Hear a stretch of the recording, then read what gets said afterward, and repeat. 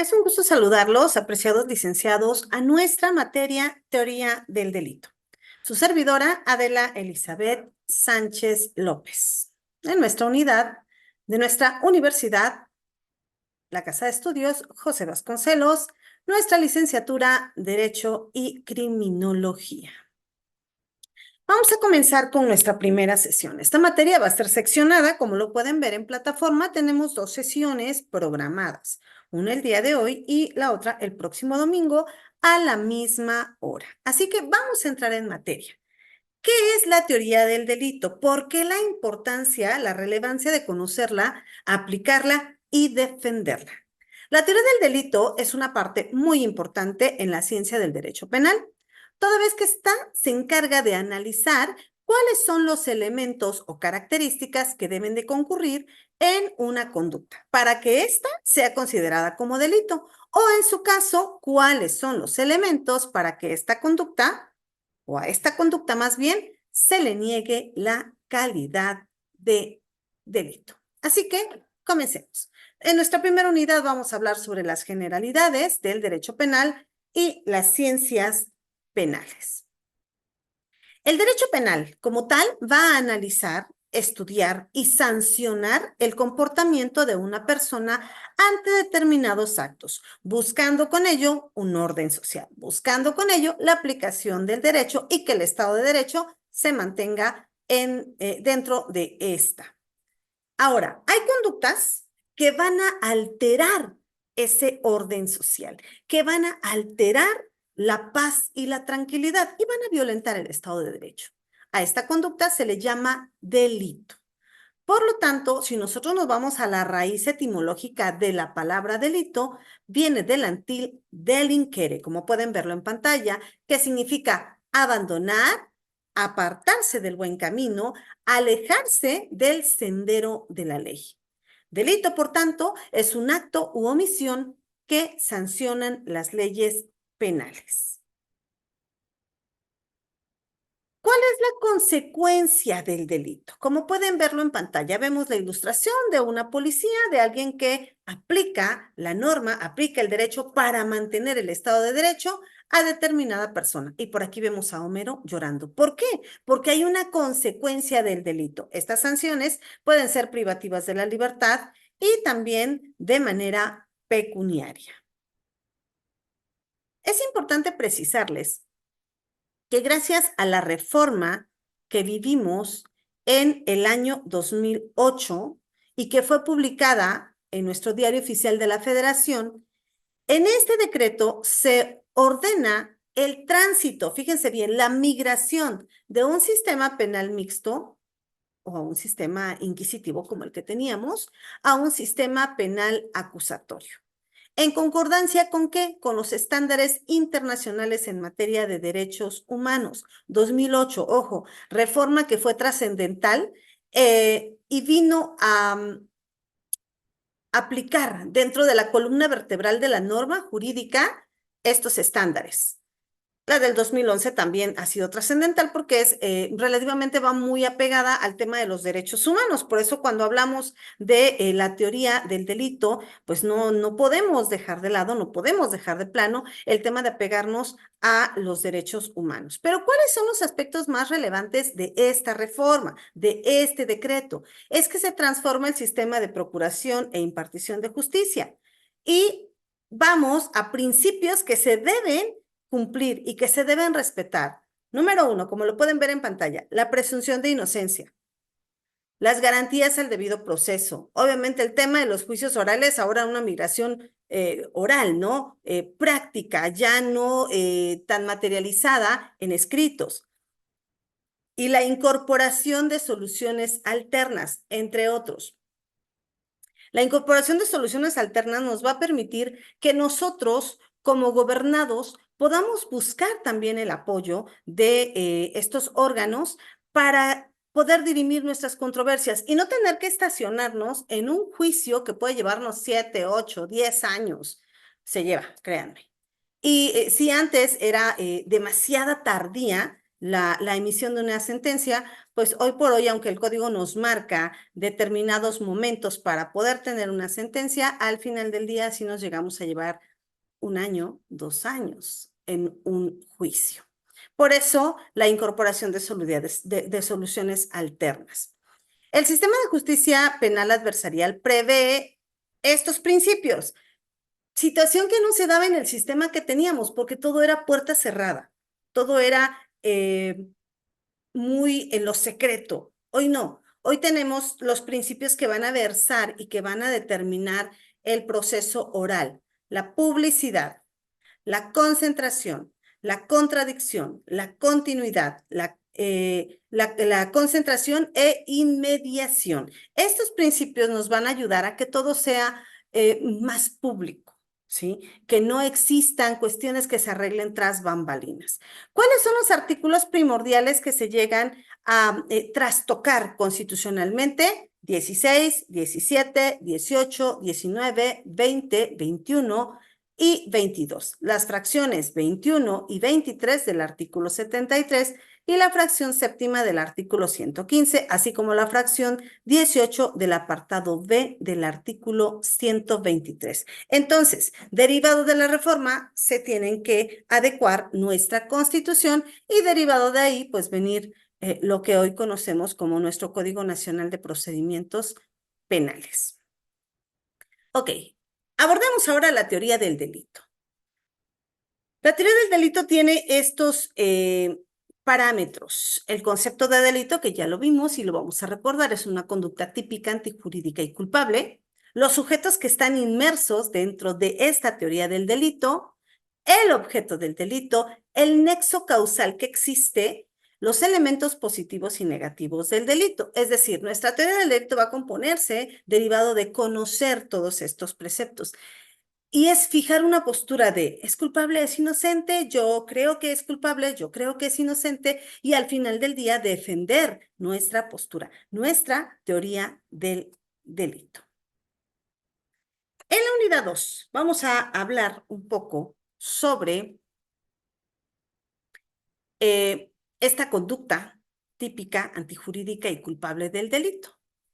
Una conducta, un presupuesto fáctico, un presupuesto de hecho. Hoy por hoy en materia de derechos humanos no podemos decir el feminicida, el homicida. Hablamos de un presunto. ¿Por qué? Porque se presume que estuvo inmerso en ese hecho, en ese acto. La tipicidad.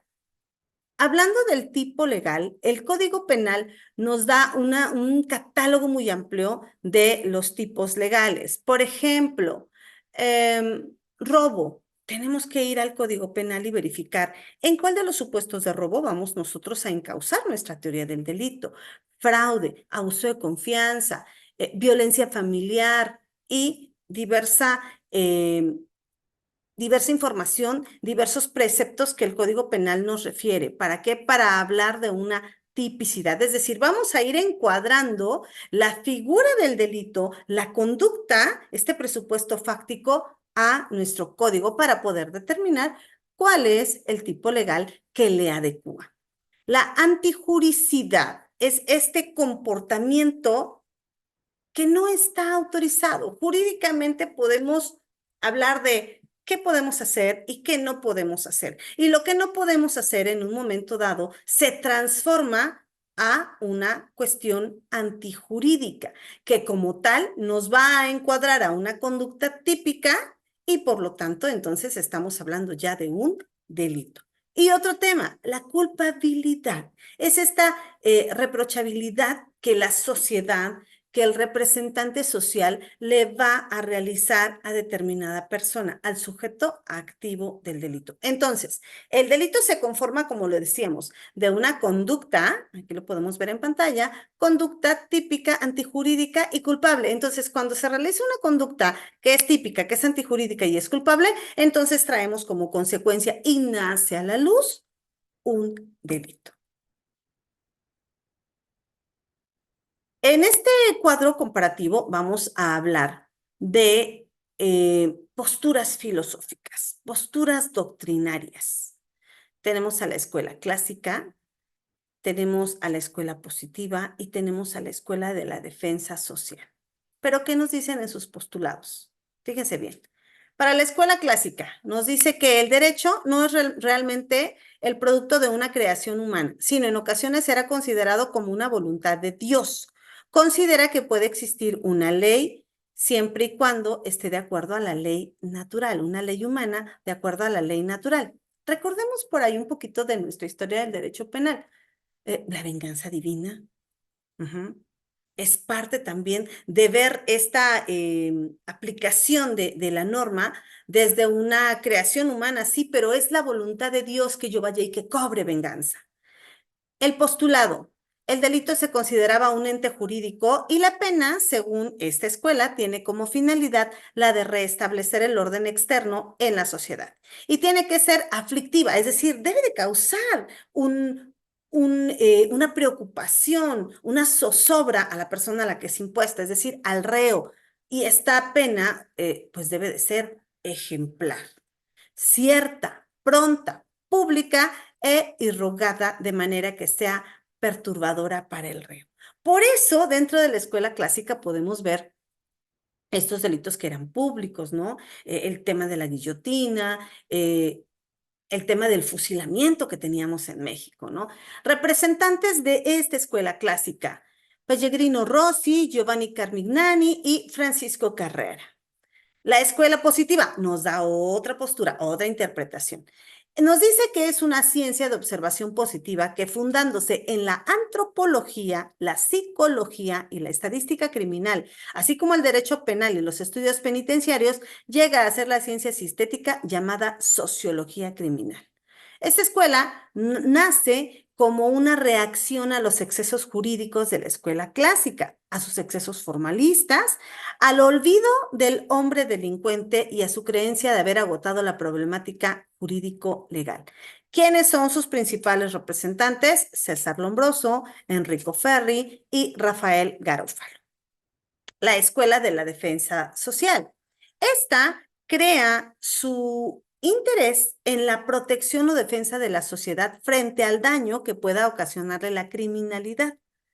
Aboga por la eliminación de los aspectos sociales que propicia la criminalidad en la sociedad. Es decir, todas estas conductas típicas antijurídicas y culpables que van a lacerar nuestra paz, nuestra tranquilidad, porque ahora los afligidos pareciera que fuera la sociedad, ¿no? O sea, somos los afligidos en este aspecto de criminalidad. ¿Y quiénes son sus principales representantes? Filippo Gramática y Mark Ansel. Posturas desde elementos de la escuela positivista, es en cuanto al tema del derecho penal. Hablábamos hace rato que en la conducta encontrábamos aspectos positivos y negativos. El aspecto positivo es la actividad. El aspecto negativo, obviamente, es la falta de acción. Por eso hablamos también dentro de los delitos por acción u omisión. Acción realizo, omisión dejo que pase y no hago absolutamente nada para evitarlo. Tipicidad encuadra, embona dentro de este catálogo de delitos que el Código Penal nos da. O hay una ausencia de tipo. En la antijuricidad nos habla por qué puede llegar a ser antijurídico, porque pueden existir causas de justificación para realizar determinada conducta. ¿Por qué lo mataste? Porque al entrar al domicilio me di cuenta que estaba violentando sexualmente a una persona con una capacidad especial. Y obviamente me molesté mucho. Y por ello fue que actué de esa manera. Causa de justificación. O, por ejemplo, estoy en riesgo, está en riesgo mi vida y yo tengo que defenderme. Imputabilidad. ¿Cuándo podemos imputar? ¿Cuándo podemos hacer responsable a alguien? ¿Cuándo es inimputable? Hace poco veía en las noticias a una persona que al parecer estaba mal de sus facultades mentales y él ve que se acerca a alguien a un risco a ver el atardecer y a tomar una foto. Él llega y lo empuja. Y en la nota decía, ¿Por qué no se lo llevaron? ¿Por qué no lo llevaron a la cárcel? ¿Por qué no lo hicieron responsable de su conducta? Porque al final está carente de capacidad de ejercicio. Y así podemos ver diversos ejemplos. La culpabilidad, las causas de inculpabilidad. Sabemos que la culpa es obviamente el tener esta maquinación de poder realizar las cosas, pero no necesariamente quisimos realizar una conducta. Por ejemplo, vas manejando con tu vehículo y de pronto eh, se te van los frenos y golpeas al carro de adelante y causas daños. ¿Tienes culpa? Sí. ¿Fue tu intención causar todo ese daño? No, yo no me imagino. Y esto lo vemos constante en las noticias. Yo no me imagino que la persona que viene circulando en su coche dice, hoy voy a ir a golpear 20 carros. No, o sea, existe la culpa, pero es una causa de inculpabilidad. El hecho de a lo mejor el vehículo, me fallaron los frenos, estaba mojada la pista, había aceite derramado, etcétera. En cuanto a la condicional objetiva y la falta de condición objetiva, también podemos encauzarlos dentro de los aspectos positivos y negativos, la punibilidad y las excusas absolutorias. Aquí de una manera general podemos ver estos aspectos.